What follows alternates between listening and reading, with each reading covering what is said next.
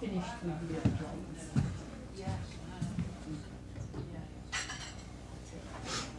Move that out the way from it. Maybe we want to wash up. Thank you.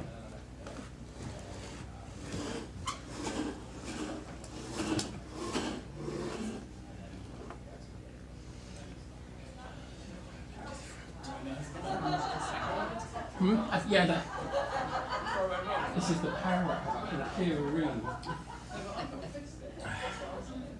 People say, oh shit, it's coming in there wrong.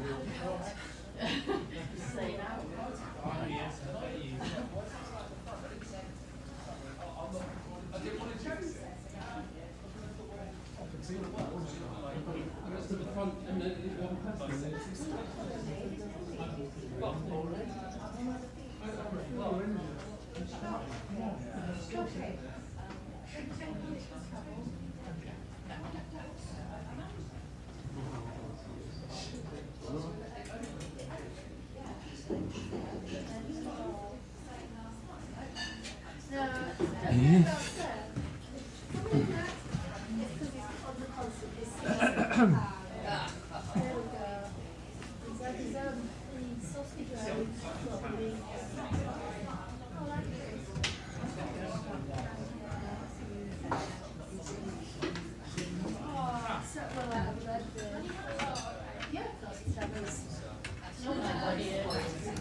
Between the Tic Tacs and those fish You ready? I've made sure I've not got the permanent pen. I've done that on my own board at home.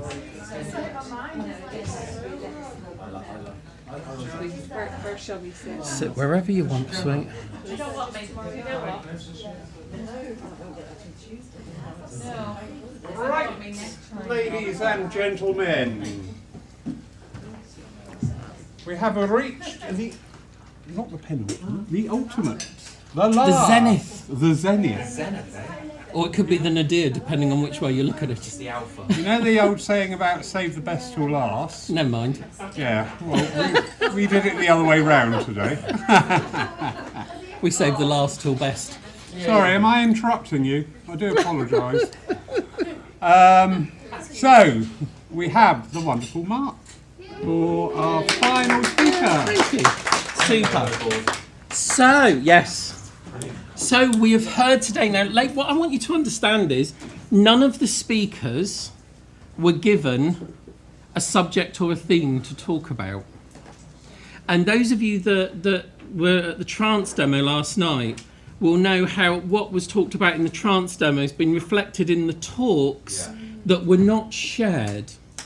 And that all of the talks today have been the evolution of the mediumistic and the mystical experience, the evolution of yourself and your spiritual power, the wonderful talk of the evolution of technology, and lots of things that Stephen was talking about. I thought, right, I want to talk about physical mediumship and phenomena because it's one of my favourite things to talk about.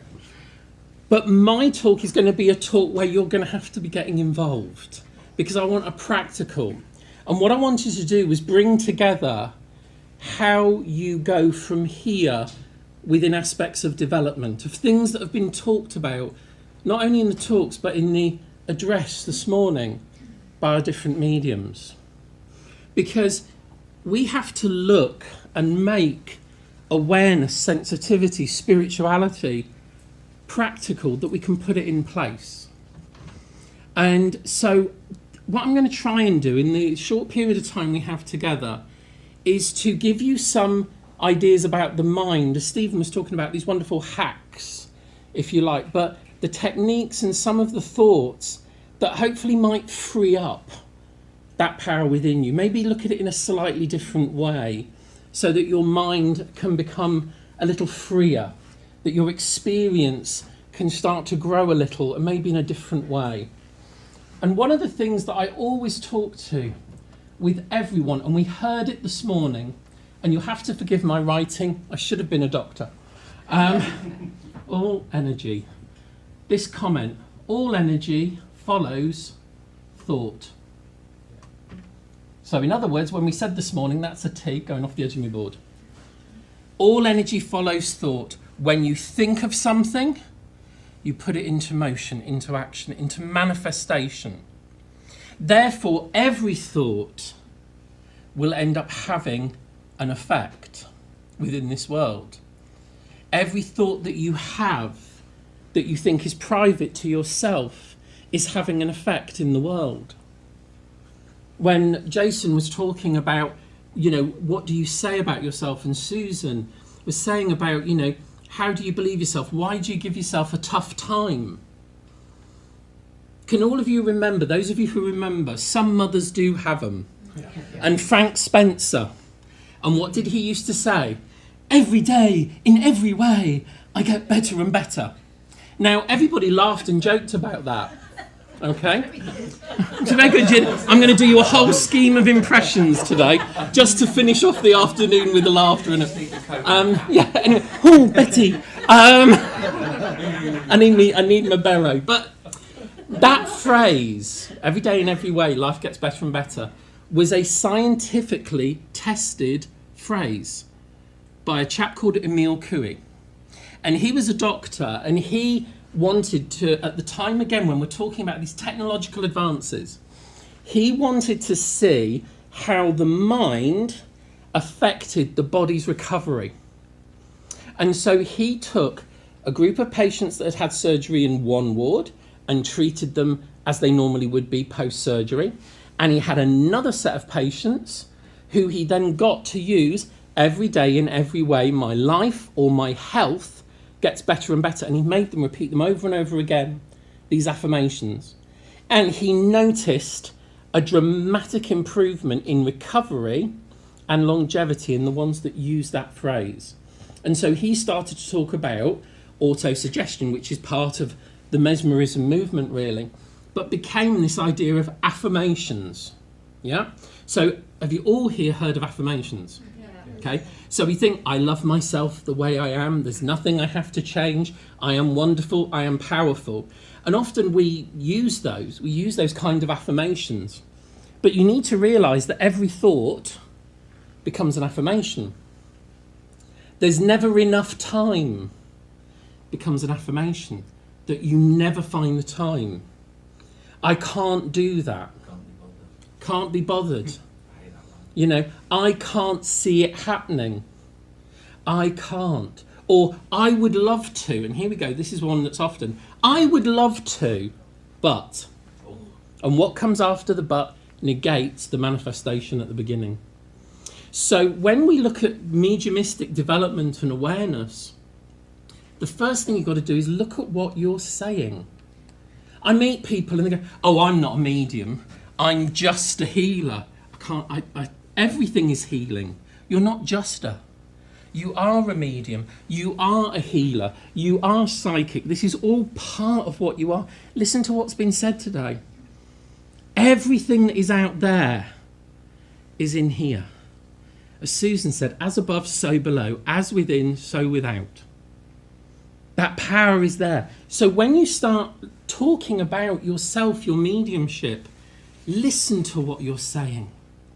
Change your language. I have people that when I used to do a lot of courses, I had people come on an auric viewing course. I can't see auras. I said, well, you've wasted your money then, haven't you? If you're going to hold to, I can't see. So what do we have to do? We have to start saying, I can see energies, I can see auras, I can see... And you keep saying it again and again and again in your mind. So that your mind, you're planting the seeds that then start to sprout the ability. Now, I'm not going to go massively into the science side, but our brains, our minds are amazing. We take in millions of pieces of information a second, millions. But we can only be conscious of about 15 things a second. Now, you might think that sounds really odd, but if you're listening to me now and you've got peripheral vision, but you're not paying attention to everything here, you're paying attention to what you can hear and what you're feeling and the cup in your hand, or there'll be something. A lot of what's going on is in that subconscious. It's processed out. So if you imagine, and I didn't get an A in art either, just so you know. If you imagine that the majority of experiences that come through our senses, so what we can see, what we can smell, what we can taste, what we feel through the body, what we can hear. That's an ear, by the way, just in case you're wondering. A lot of this information gets filtered out because we can't process it all. How many of you get up and you think, well, I'm going to put my favourite perfume on, and my favourite after, and you go, and then about 10 minutes later you go, oh, I can't smell it. So everyone else then is marinated in it. But it's because the initial experience of being aware of it, you no longer need to be aware of it. You might live near a railway track or an airport, and whenever anyone comes and visits your house, to, oh God, how can you live with that noise? And you go, what noise? Because you've learned how to tune it out. It gets thrown in the basket of the mind, the waste paper basket of the mind. So as we're thinking about things, it's where we focus our attention that will bring about the growth in awareness. It was said earlier with the senses, and Deb asked the question about the psychic senses. Mediumship and psychic awareness is part of the psychic faculty. It's not a spiritual gift. And I say that not to degrade it, but to make you understand that it's a function of the natural part of who we are. We are sacred. We are spiritual, as we've talked about today. But it's important to realise it's inherent. Now, interestingly, something I've read only just recently is when it comes to, say, for instance, seeing auric fields, there are people who have the experience of they're quadrachromatic, which means rather than seeing the three primary colour rods in the eye, they have a fourth, which means they are more susceptible to seeing colours and auras more than other people. So there's a superpower that's an adaptation of the body, like where some people have colourblind issues, they have less receptors in the eye. So there's a genetic thing that's there. But the mind is going to lead the experience. So these things that we sort of throw away in the waste paper basket because we've been told it's not important, this kind of stuff starts at childhood. A kid goes, Mummy, Mummy, there's a man at the top of the stairs. And the parent goes up and goes, don't be so silly, there's nobody there. And a child is talked out of seeing spirit. You teach a child colours. What colour's that? Green. What colour's that? Purple. Unless they're colourblind, obviously that's going to change the subject. That's red.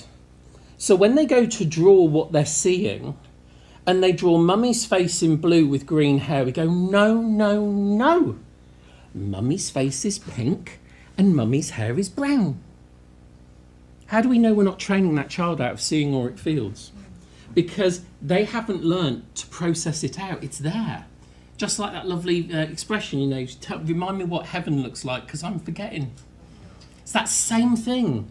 The natural ability, if it is allowed to be there, will grow. So when you're thinking about your mediumship, it's where we're paying attention, where we're focusing our energy when we're developing, and how we talk about it, how we engage with it. You know, this is where when we're sitting, we have to look at, are there fears about the spirit world? And I really feel that your biggest issue is dealing with your own fears, whatever they may be. Because whatever you believe, you're going to create. Now, that doesn't mean that you're going to create, you know, and draw to you from out there a problem. But if you have a fear, remember when I said earlier about the lady who, you know, no matter where we took her, there was a bad experience because in her mind, everything was bad in life. That's that principle. No matter how good life is going, someone's going to ruin it. So when we look at development, we should be removing fear. We should be removing doubt. We should be talking positively about our experiences and our feelings. We should be embracing and coming to know, just as the other speakers have said today, you are spirit, you are great, you are infinite. You are infinite. The body is just the shell. The body is the vehicle. It's the car you're driving. And at some point, the car gets knackered, you step out and carry on the journey. So once you start to realise that this power that you are is infinite. You know, people talk about the auric field. Oh yes, I feel the auric field. What we're talking about is the closest energy to the body. But your reach, the reach of your spirit, like Sue said this morning, the drop in the ocean, but that one drop feels everything.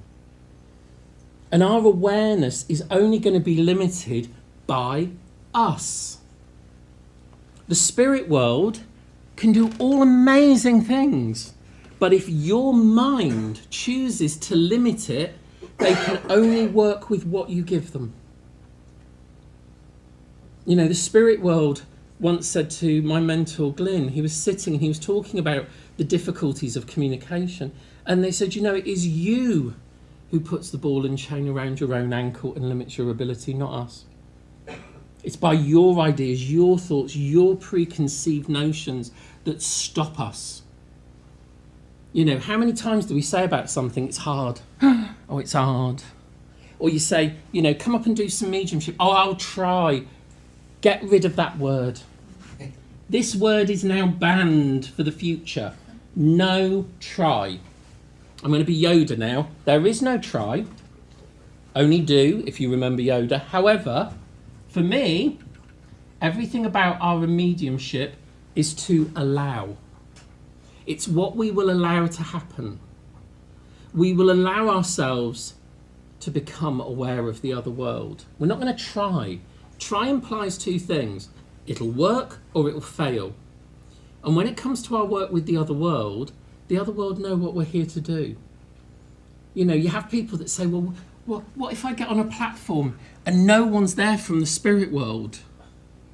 It's the biggest joke of spiritualism. Is there anybody there? There's so many people there. The fact is, the only reason you won't be aware of someone being there is you're fearful there won't be. And your fear will manifest in your experience.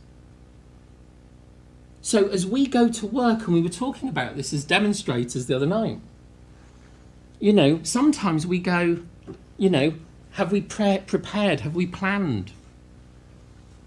And Jason and I were saying, well, we get little strands of things that come in, but we haven't planned because upstairs has planned. Upstairs knows. The spirit world, no, I don't mean upstairs him, upstairs in the flat. Upstairs the spirit world know. But I do know. But he does know. That's why these cameras are here. They're not just for streaming the service. He's listening to all of you when you're in this church thinking he doesn't know. But we allow the experience to come. We allow this experience. You know, people want to come and say, look at trance states, where we have to learn to surrender, which is part of allowing, isn't it? We're going to let go. But when we surrender, what do we have to do? Let go of control. We have to allow ourselves to let the spirit influence affect us more.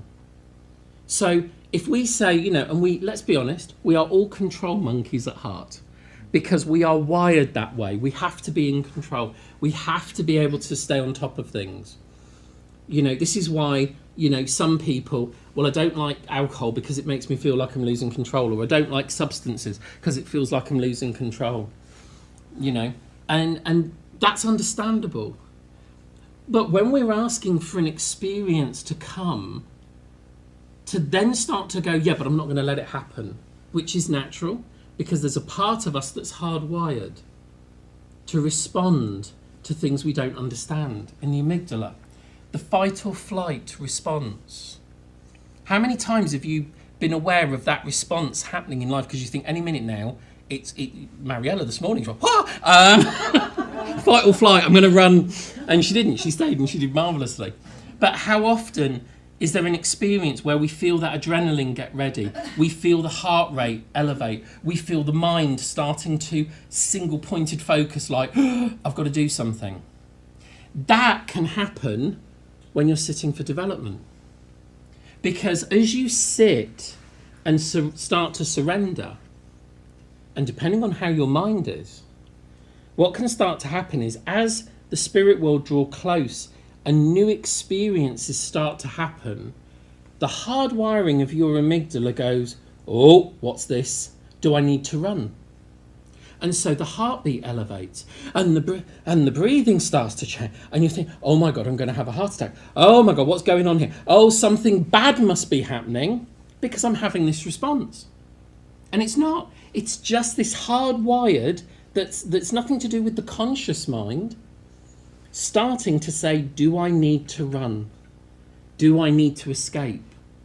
So when you're sitting, if you sit and you suddenly notice these changes happening, don't go, oh my God, there must be something bad about to happen because the fear and the adrenaline are building. Just say to your mind, all energy follows thought, be calm, be still, it's okay. Stephen talked about the holotropic breathing. Trance is one of my favourite subjects, and always has been since I was much younger.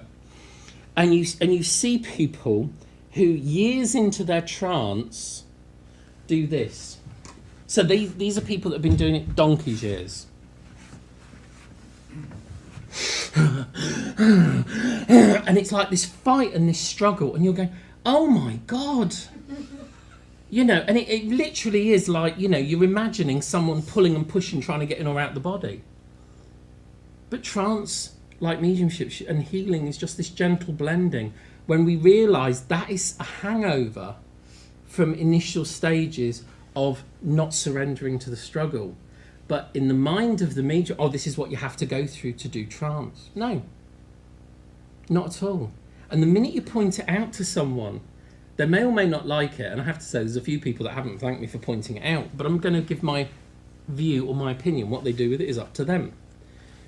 But the minute you say to them, actually, you don't need to do any of that, because that's your mind going, oh, I've got to struggle. Why are you struggling? You've invited them to come and work.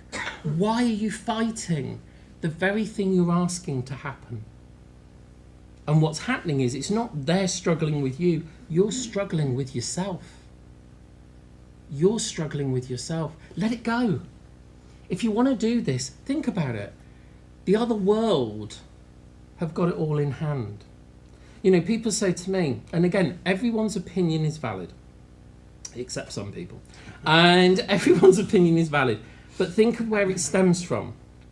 Stuff that stems from fear is often other people's opinions and misunderstandings. You talked about that love, the kids, the telepathy tapes. Everything is about love. I know, from my point of view, and this is my point of view, and I think Jason and I, we had a little bit of an alignment on this early on. I have never, ever, ever, in all my years of working, ever encountered a negative or evil spirit messing about with my mediumship. Ever. And in my mind, here's the logic why. If there is the divine force, if there are guides and helpers that are watching over us, and if my grandmother, who would batter the living daylights of anyone who would not do anything bad to me, if they are not in control of this, then why do I want to even be involved? To me, it makes no sense. However, if someone has a belief that there's going to be a problem because of negative spirits or negative influences, and it may not even be that there is a discarnate negative spirit at all affecting them, but it can come from within their own mind, and it can come from within their own. Our minds are powerful. We've discussed that a lot today, and it's brilliant that we have, because whatever you start to imagine, you're going to start seeing in the world. So have you ever thought that people are talking about you? And you think, you know, do you know, I know she said this, but I know what she meant, she really meant. That's your imagination, and that's your mind often. It's our own little bits of paranoia. And the problem is that when that takes hold, we can become obsessive with it, rather than going, do you know what? I am loved, I am safe, I am protected. And if you want to use prayers and things for protection, that's fine. But realise that the biggest focus of all of this is what you choose to think and believe.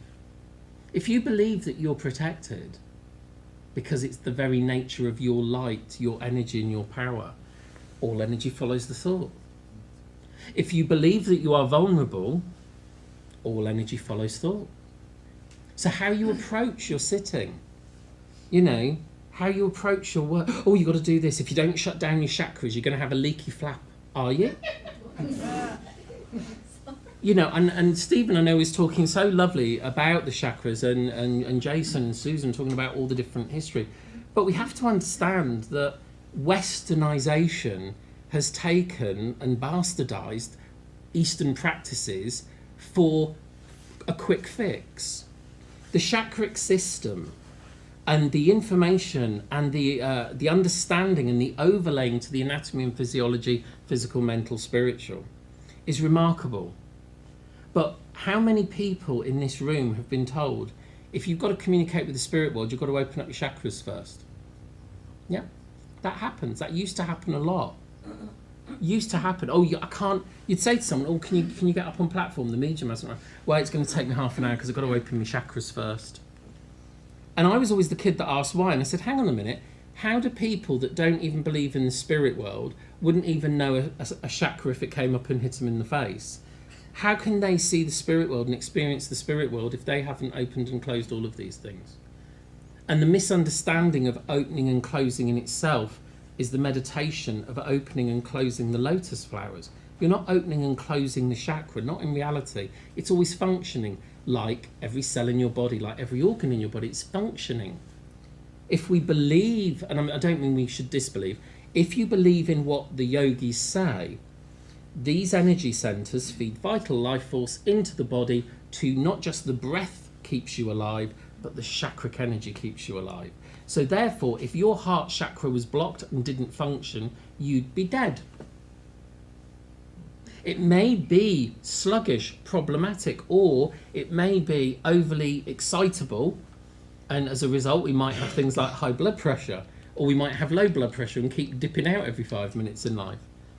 But it will resonate with what's going on. So when we look at the mediumship, if we think that we're having to go through lots and lots of rituals, we're overcomplicating it, because one of the things that's often difficult to accept, and we talked about this, I'm hoping I can spell it right, simplicity.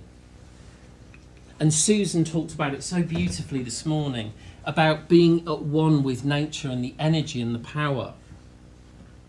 You know, there's a lot of people who this is just how they are.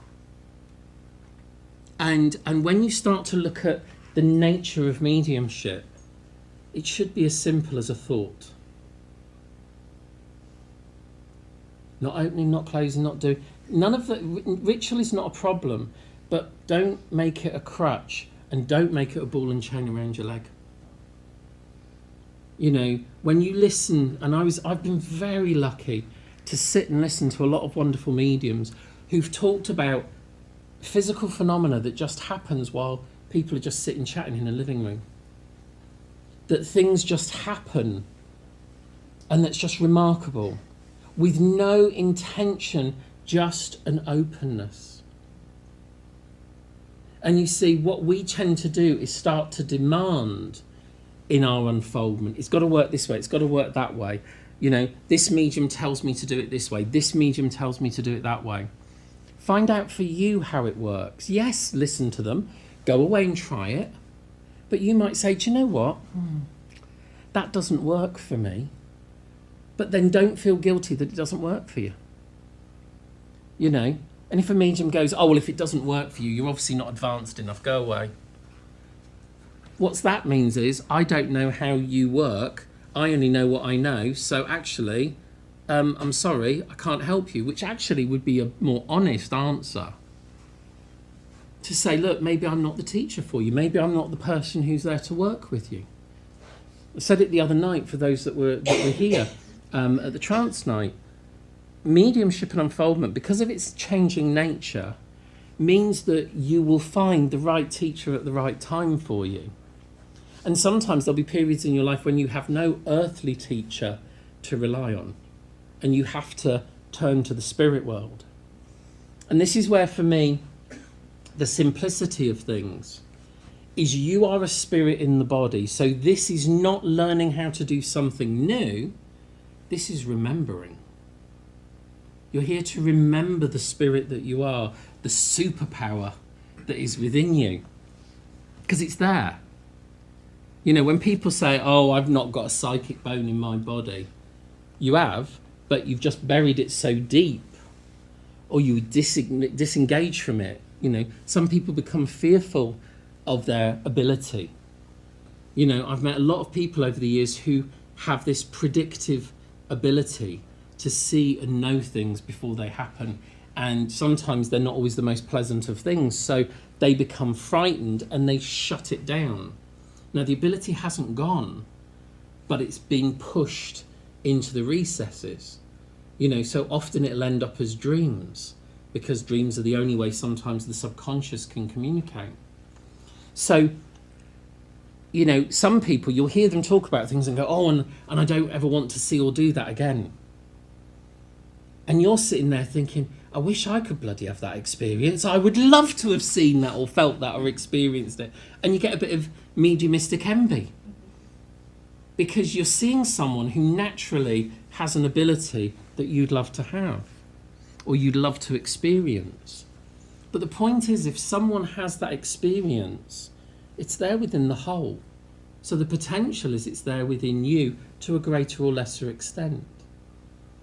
So to sit and allow this power to come is about letting go to what it is and to come into this simplicity. To sit, not to sit for. You hear people say, oh, I'm sitting for trance. I'm sitting for my mental mediumship. I'm sitting for psychic art. I'm sitting for physical.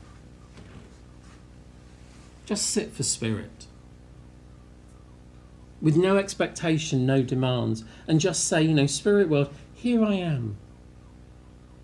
Someone you love is sat here. Come and work with me. Come and touch my awareness in whatever way you can. Show me the way. And that's important. Show me the way. Take me on the journey. Bring the experience that's needed for me. Not what I want, but what you know is important. And to build a relationship with the other world, to get to know who works with you, your guides, helpers, your spirit team that are there, however you want to call them. Because as many people on this journey know, there are times when we have no one to turn to physically to talk about our mediumship. If we're lucky, we have mediumistic friends who are willing to be a listening ear. But a lot of times we may not have circles. There are many people online who will say how lucky you are to have Paul Church to come to have circles and workshops, because they don't. And they'll say, oh, I wish I could come to Paul. I wish we had somewhere like that near me. We don't have any churches. And so these people have got to find, like Sue was saying about, they find their way to a place of peace or healing.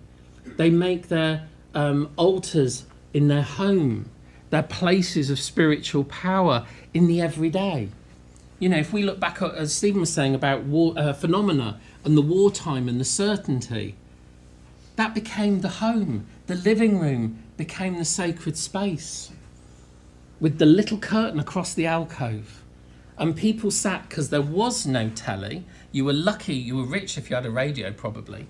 So there was nothing else to interfere with us but to sit. Nowadays, we have so much stuff, we say we don't have any time. But we're filling our life with stuff that doesn't necessarily matter. We're filling our lives with noise, so we drown out the spirit world's voice, the little inspirations. If you want to have a practice that is going to challenge you, and it will challenge some of you it will drive you off the edge a little bit, is to spend a day in silence. No radio, no music, no TV, no telephone, no conversations with someone else, just pure silence, and be alone with your thoughts. And that's kind of what happened for some people during COVID. They were stopped going out doing their normal stuff, and all of a sudden they're in their own space and they can't always keep 24/7 distraction. And people started to reach out and experience. And so if you can, even if you're not going to spend a whole day, Start spending just a little bit of time with stillness. Oh, hello. Talking about the phenomena. Don't worry. Sorry. Phenomena. So you could go and sit in a garden and listen to the sound of birds and even traffic, these sounds, the sounds of life, and just open the awareness to what is there. Because it doesn't matter whether you're in a church or in a circle, the other world is around you. That's what we've really hammered home over this weekend. The other world is present, is around you, is with you. So again, how do we sit? We sit with just a stillness and an intention to be at one with the other world, not trying. You know, not sitting there going, yeah, but what if they don't? That's the doubt and the fear. Get rid of the doubt and the fear. The spirit world knows. The spirit world have been here listening while you've been listening. They know that they want to. Do you ever, if you think about it, if you went over into the spirit world, which you eventually will, we all will, back home, you want to communicate. And as Stephen said, there are times when the spirit world will cooperate with us. And we've done experiments about getting information on specific people. It doesn't always work. It's an experiment after all.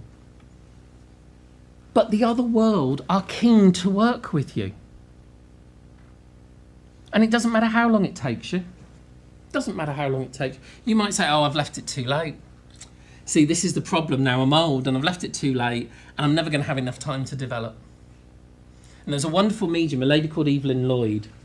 And she was married, she was C of A, and she had like 60 years or something with her husband, childhood sweethearts, married. And she was about 72 when he passed away. And so bereft was she that she wanted to know that that wasn't the end. So at 72, she went into her first spiritualist church and she remained a demonstrating medium till she was 92. So it doesn't matter where you are and when you start, whether you're this high or much older, it doesn't matter. The point is, once you put your feet on the path, there's so much that you can open up to. But realise it doesn't have to be complicated. It can be simple.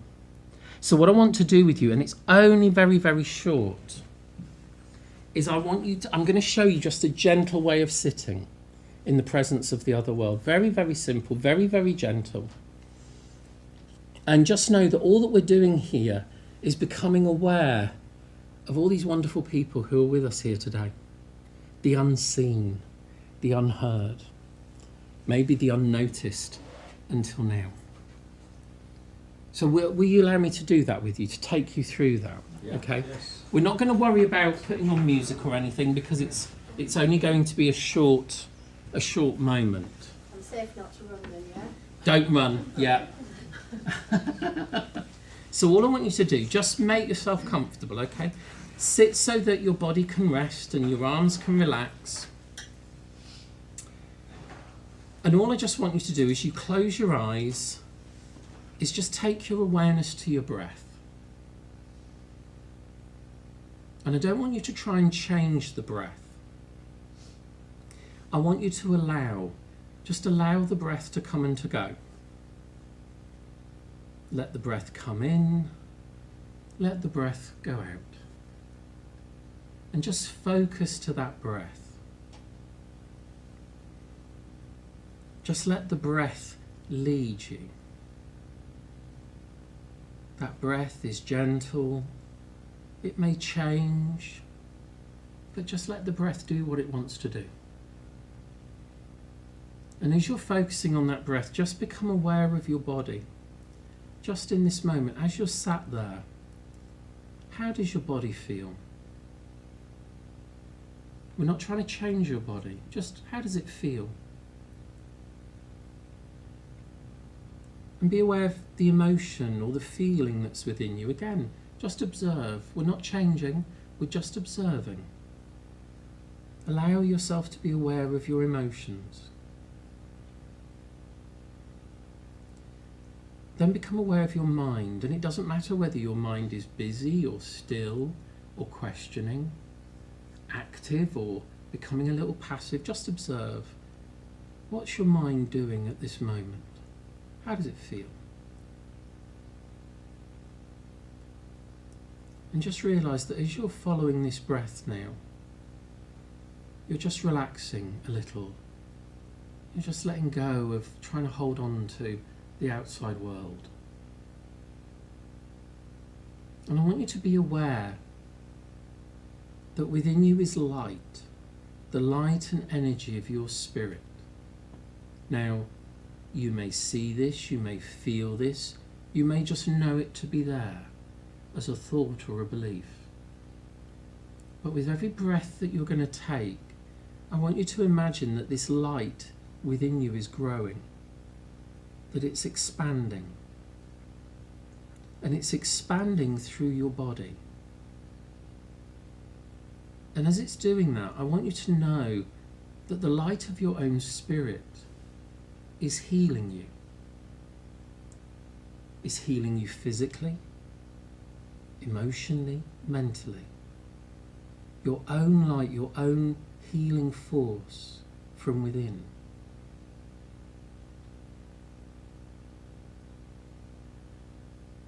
And I want you to feel that light expand out beyond the body now. So it's starting to shine out around you, like the glowing of the sun. And I want you to feel, if you can, that sense of just expanding.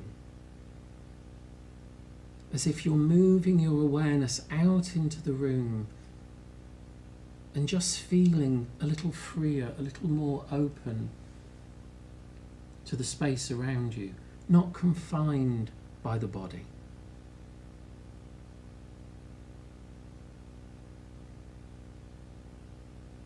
And just do that so that you feel comfortable with it.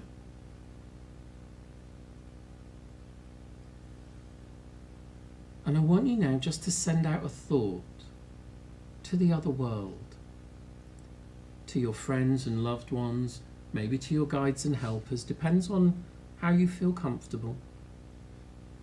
And just ask for the other world to draw close, to come and blend with you,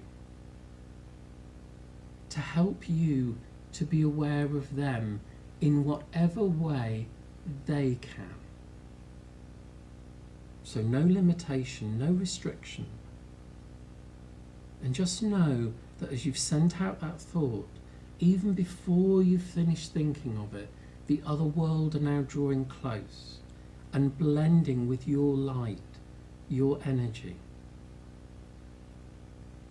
And I just want you to observe what happens. But in that observation, in your mind, speak to the other world. Acknowledge, I feel that, I sense that. Welcome them. Hello. And just sit, just for a while. We're going to sit just for a few minutes as you and the other world are there. And I just want you to say this: Spirit friends, lead me, teach me, guide me. And then just sit. Just do that for a few minutes now.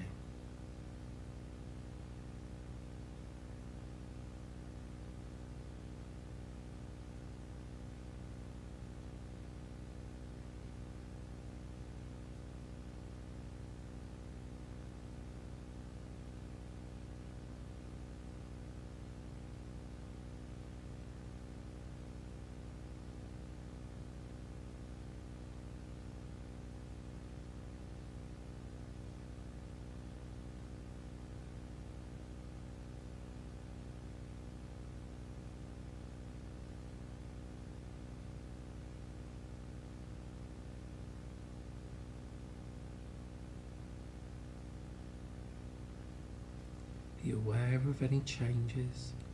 Be aware of anything that comes into your awareness, whether it's a physical sensation, an emotion, a thought, an image, a knowing. And just allow it to be there. Blend with it. Be aware of it. Don't question it. Just know this is what I'm seeing. This is what I'm feeling. This is what I'm experiencing.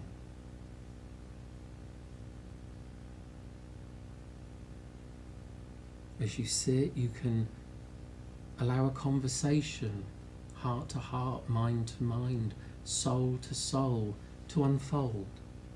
Or you may just wish to sit and bask in the loving energy that comes. The choice is yours.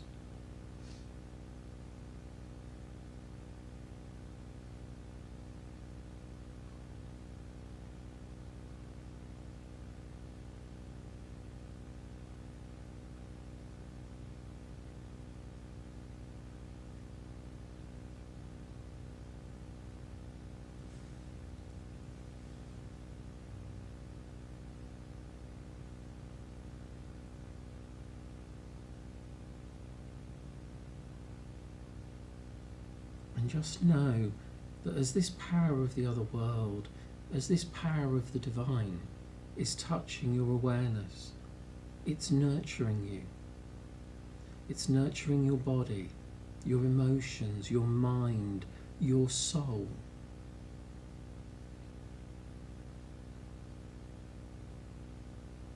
It's nurturing the potential of who you are, the potential of your abilities as a medium, as a healer, as a wonderful human being, a spirit in the body.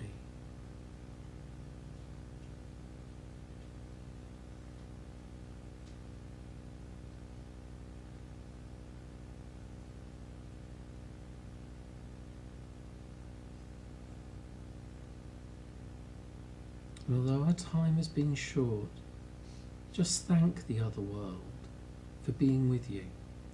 No matter how little or how much you've been aware of, just acknowledge, thank you for being here, even if there's uncertainty within you. Thank you for being here. And as you thank the other world, know that you'll come and sit again to blend, to communicate, to connect.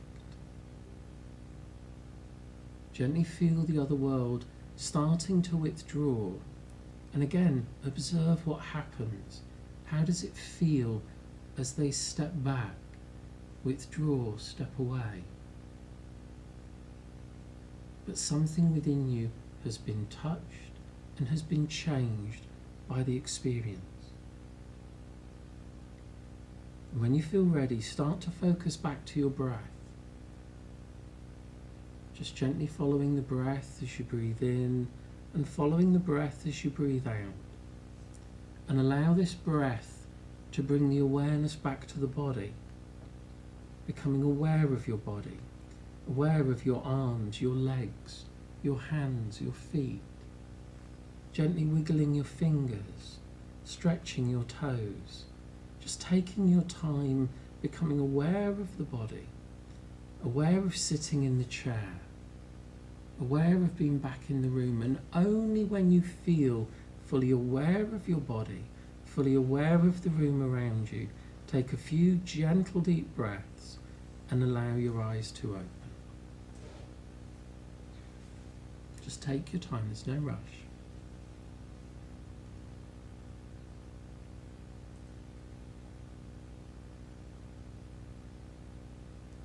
Gently coming back, focusing to the breath, wiggling your fingers, stretching your toes, bringing yourself back now nice and gently.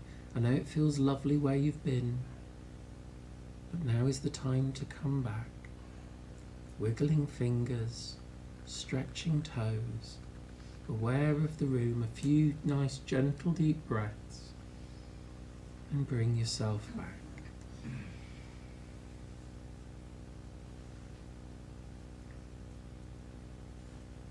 Lovely, that's everyone. Did you enjoy that? Yes. Now, did you, and I'm not going to ask necessarily for all of you to tell me, but were you aware of something changing as you asked the other world to come? Yeah. Okay. Okay.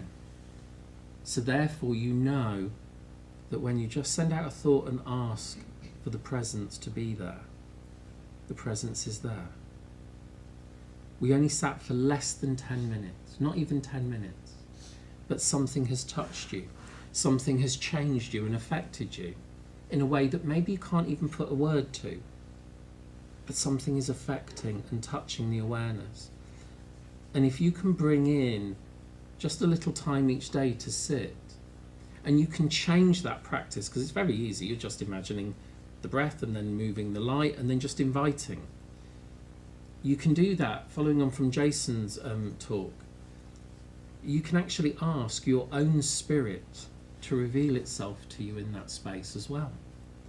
Because again, you look in the mirror and think this is you. This is just the car. This isn't the driver. This is the car. The driver may be something very different.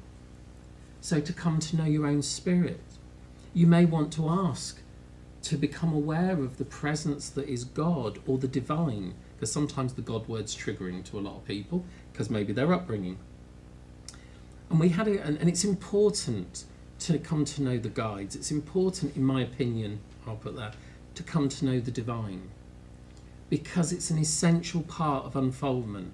Because as we've heard from all of our speakers, we are so much more than just this. We are all of that. And we need to come to know all of that, because all of that is in here. The godlike power within you, the divine power within you, the guiding spirit. Your own spirit is your main guide. Your own spirit is. And you see some people go, oh, well, you know, I just want to talk to dead people. I don't want to deal with God and I don't want to deal with guides and helpers. Then you're missing out on the point of what we're doing. All you're doing is giving messages. You're not learning to change your life. And maybe you're not even changing the lives of other people. Because through the experience of sitting and coming to know these things, the whole vista of what life is starts to change. And we had a guy that came many, many years ago on a course, and he was a policeman. And when I said at the beginning of the course, now what we're going to do is I want you to come to a personal understanding of God or the divine. This happened. What if I don't want to believe in God? What then? And I said, I'm not telling you you have to.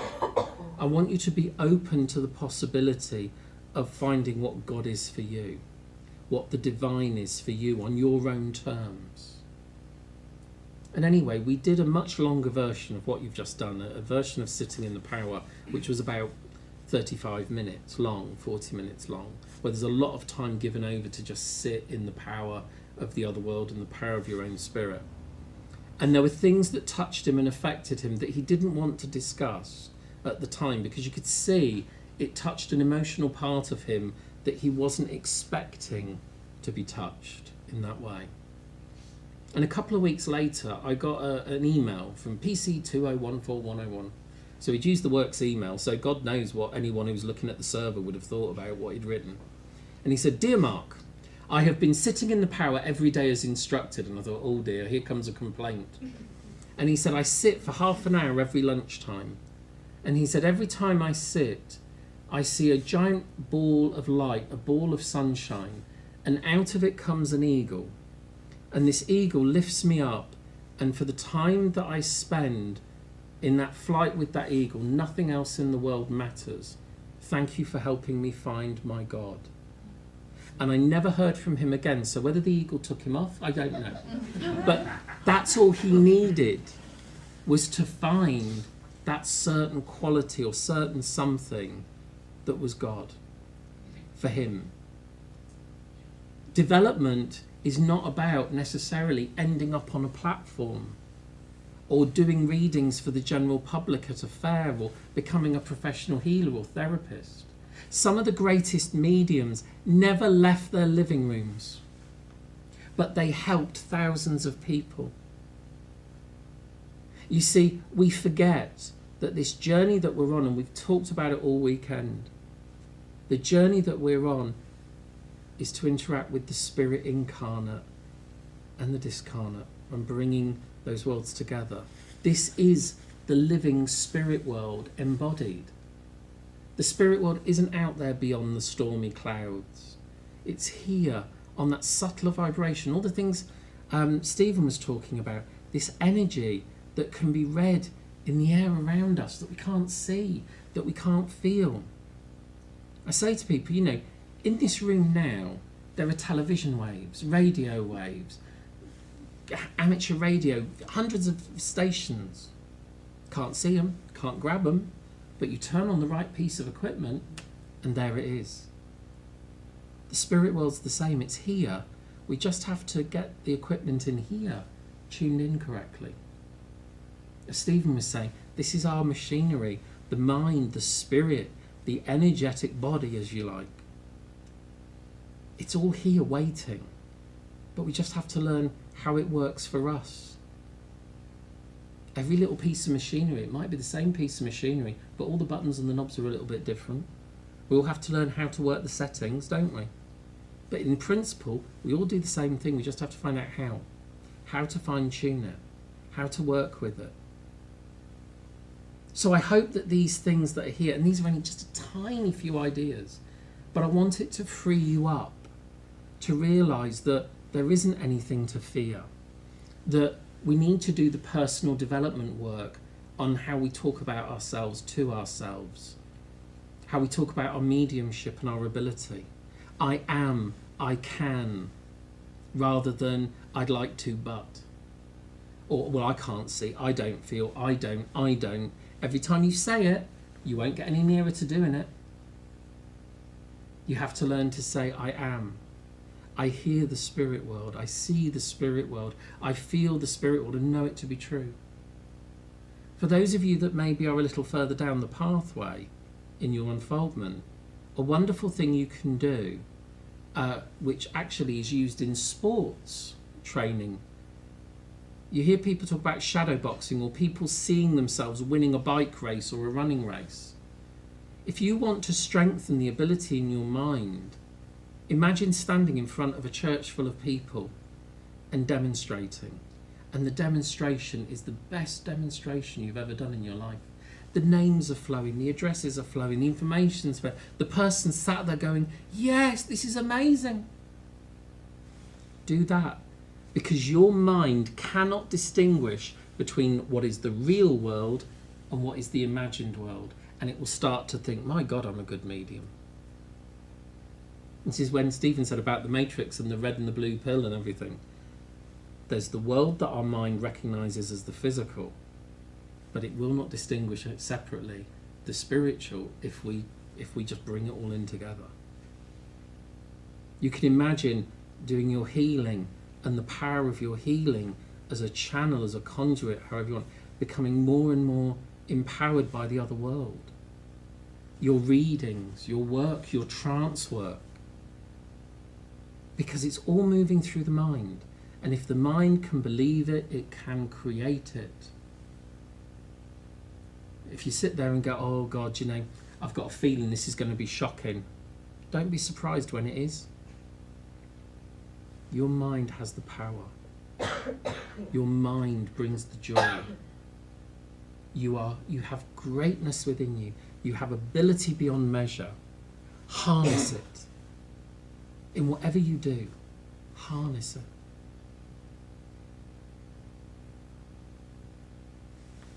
All energy follows thought.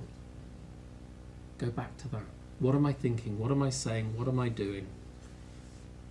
Change that, everything changes. So I'll leave those thoughts with you. And are there any questions? Where can I buy those blue and red pills? Stephen probably knows someone good who's oversold somewhere then. They do a bit of that. Mariella, yeah. Well, firstly, I just wanted to say it's really, really interesting though. I know this happens a lot in spiritualism, but it was literally a couple of days ago I was having a conversation about my mediumship journey, and I was just reflecting on like when I was first starting out, how I would probably subconsciously put blocks on myself and be like, oh right, yeah, I've really got to like, you know, I was like really like putting blocks on myself as like how I would open up. Mm-hmm.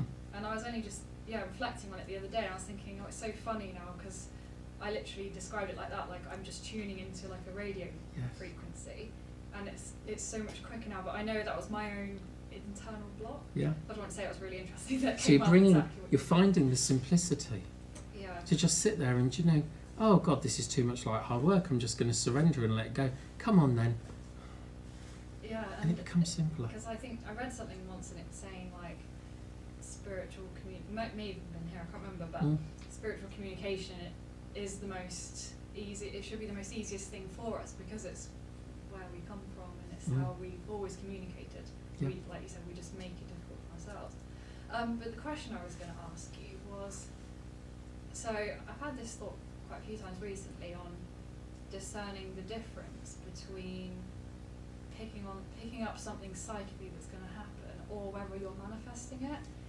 So Mm. for example, like last year I had a car crash and I was getting really vivid thoughts and images of this before it happened Mhm. on that morning. But afterwards I was like, was I picking up on that psychically or was I almost like manifesting it as it was happening? It's the chicken and egg, isn't it? Yeah. Did it come from the thought or were you being warned? Yeah. And the thing is, and I think it was a question that was asked last night in the trance about discerning between your own mind and the mind of the other world. It's such a subtle thing Yeah. that there are things that we naturally dismiss because we think it's our own mind.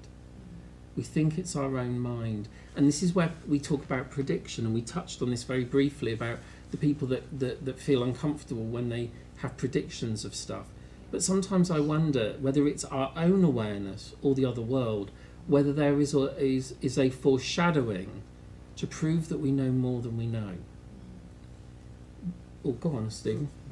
Just want to ask quick, would you go back and change it, knowing what you know now? What do you mean?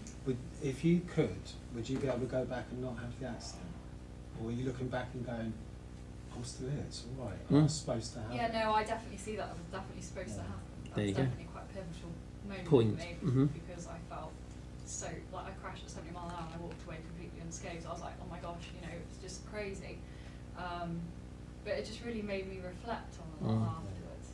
A lot, you know, if now, and I'm not taking the rise out of this moment, but if we were that powerful in manifesting in that stronger way, we joked about winning the lottery and the things that we want.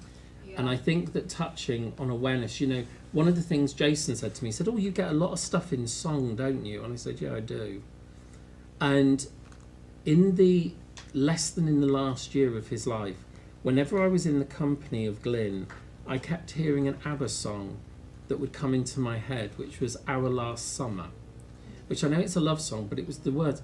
And every time, and someone said to me, you know, oh, Glyn's doing well, and da-da-da.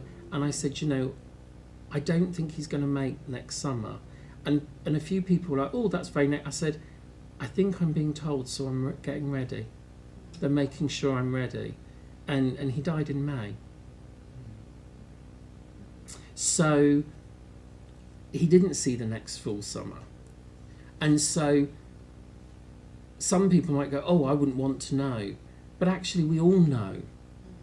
We know that we're all going to go sooner rather than later for some. And there are moments where there are going to be experiences. Look at the people that had premonitions and didn't get on the Titanic. There's a number of documented cases of it. The amount of people that may not have got on those planes on 9/11.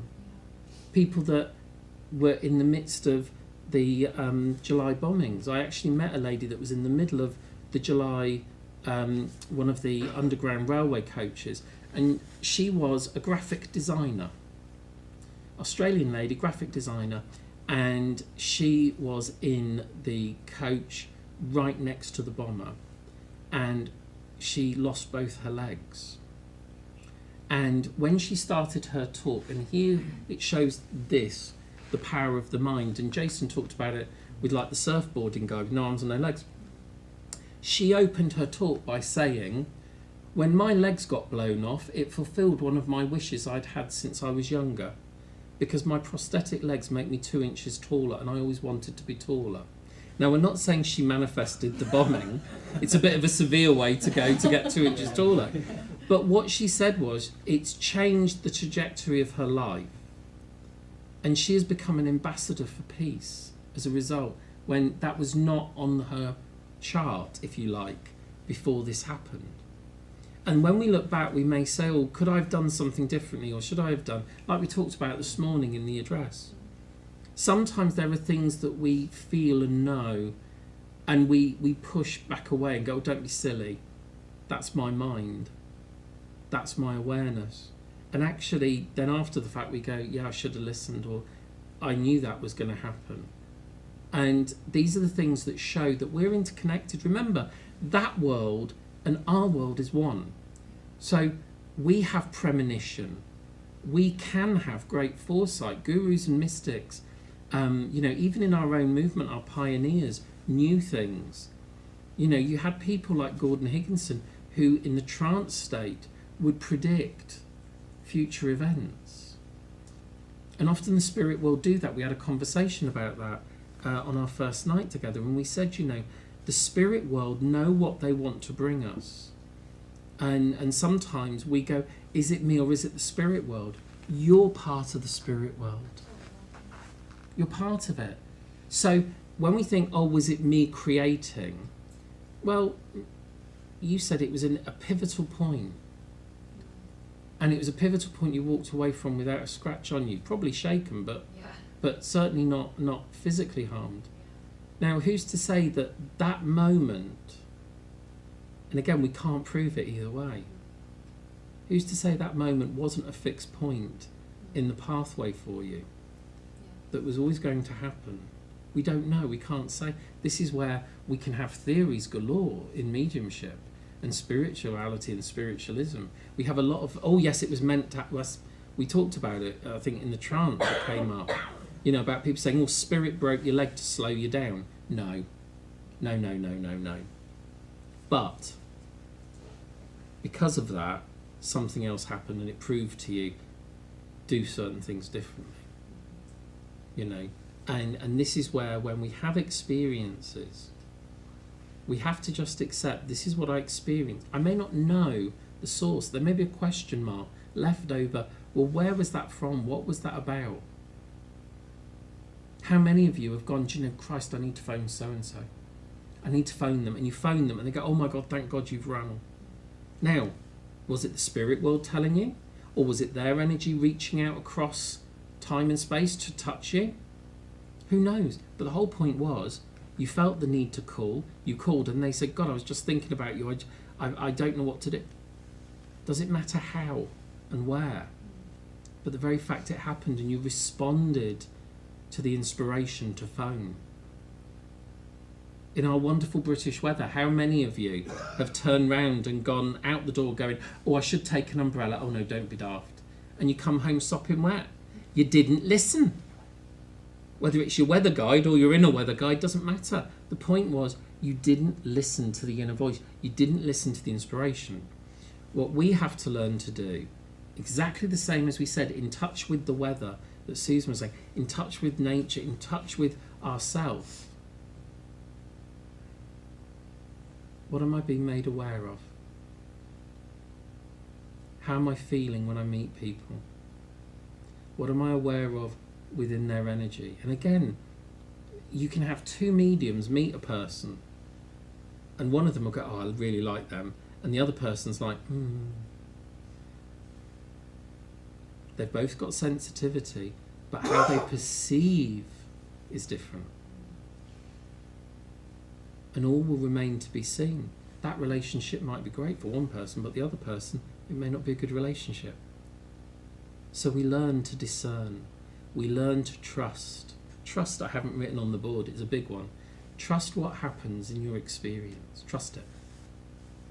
Okay? But don't, when we say all energy follows thought and then go, oh my God, if I think bad things will happen, you'll see a lot of bad things around you. It won't necessarily always be that it happens to you.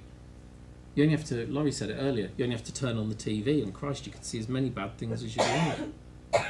But actually, how many of the good things are you missing because you're worrying about looking out for the bad? This is what we have to, again, the thought, where's your mind focusing? Where's your attention? You know, there's a lot. When I went to India, and I know I'm overrunning, sorry, Laurie, I'll get off in a second. When I went to India, and again, lots of people talk about transformation experiences. India was such an onslaught to the senses initially for me. I found it overwhelming. I found it actually almost unpleasant in a way because it was like an overload of emotion. But as I started to go through and travel through there, I started to look and I thought, you know what? There's happiness here with nothing. There are people who have nothing and yet are at peace and happy within what they do. There are people, you know, we saw motorbikes going with a whole family, a dad, a mum, 4 kids, all hanging off each other on one moped or motorbike. And the only person who had a crash helmet on was the dad, because that's now law. Well, the driver has to have a crash helmet. And I said to my tour guide, I said, but, I mean, one skid and the whole family's gone. And he said, if that's what's meant to be. And I was like, my God. But there was this oneness with it is what it is. And to be grateful in the moment, no matter what. And I came back and I looked and I thought, here's me moaning about, I haven't got this or I haven't got that or this or that.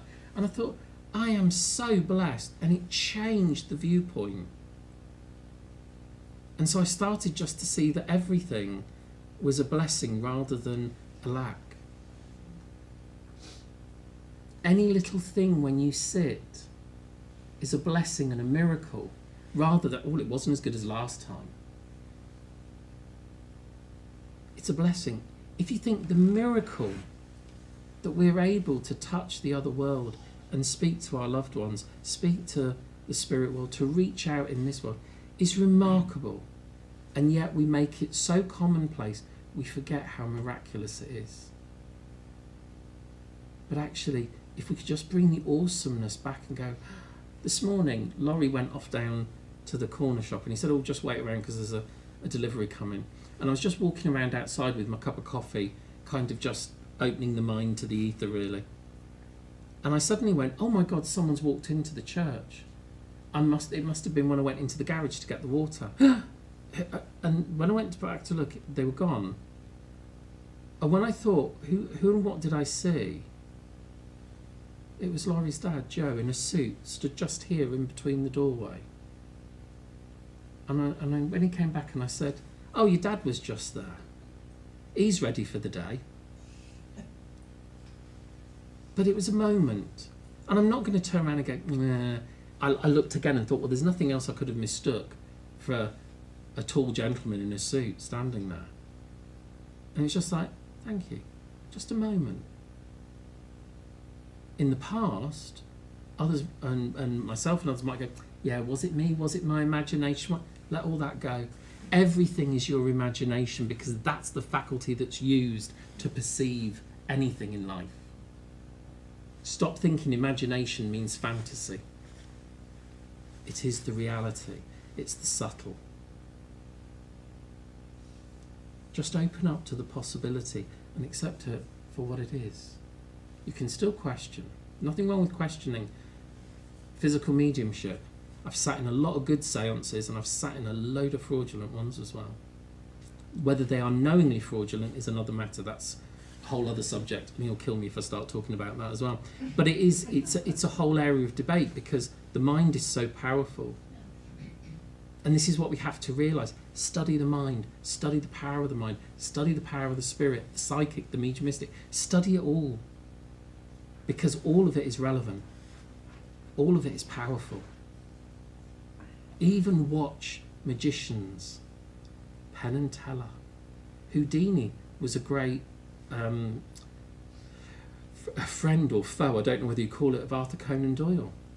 But Houdini said there isn't a lock or handcuffs or anything that you can't get out of. And you mentioned it when you said about it's easy how they get out of secure ties. Of course it is, because there's a way of getting out of them without cutting them. Doesn't mean that it's fraudulent when anyone does get out of them, but it needs to be known that it's not impossible. We have to still be able to question because we don't want it to become Emperor's New Clothes. You have to believe because everyone else says it's real. Test it for you. Trust you learn about what's real, discern. And it doesn't matter if everyone says it's black and you say it's white. If that's what it is to you, that's what it is to you. Trust you. Trust your own spirit. Trust that feeling. If it don't feel right, there's a reason why you're feeling that. Trust it. Wonderful.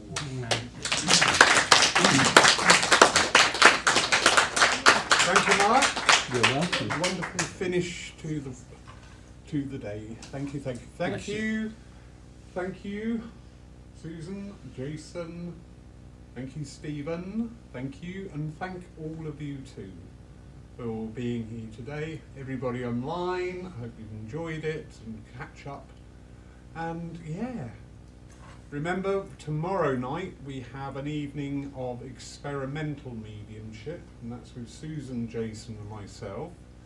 So we'll be doing things in there like clairsentience, flower sentience, and a few other things. So making that connection to the other world slightly different ways than you normally see on the platform. But in the meantime, thank you, and we look forward to seeing you next year. Yay!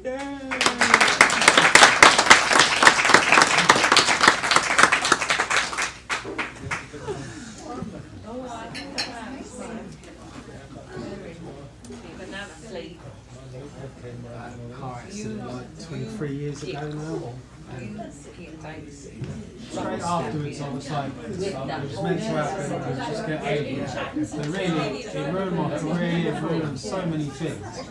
But right from the word go, I was like, I don't think I would change it. I know not to change it. This must have been the right thing. And I went and got my car straight away, 3 days later, just so I could get drive it. Just to drive it. Yeah, I drive. Yeah, I drive. But yeah, it was. That's what I found interesting afterwards was like